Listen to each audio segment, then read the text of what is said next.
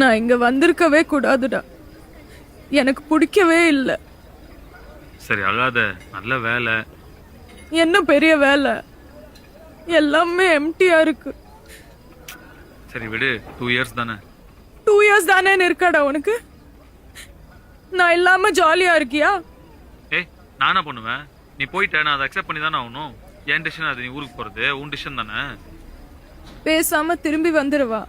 திரும்பி எல்லாம் வர வேணாம், திரும்பி பாரு போதும்.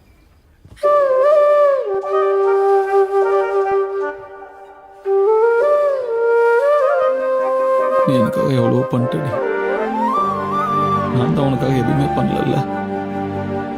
நீ என்னை எவ்வளவோ நல்லா பார்த்துக்கிட்ட, நான் உன்னை பார்த்துக்கவே இல்லைல்ல. உன் வேலை என்ன? நீ எப்படி இருக்க? உன் சந்தோஷம் என்ன? உன் பிரச்சனை என்ன? உன் லவ் லைஃப் என்ன?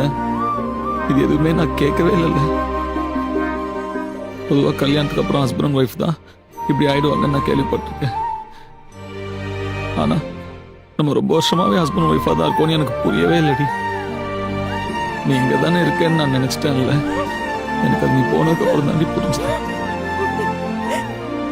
உனக்காக நான் இங்க வர்றது தாண்டி கரெக்ட். நீ ஒண்ணுமே பண்ண வேணாம். இனிமே நான் உன்னை பாத்துக்கிறேன்.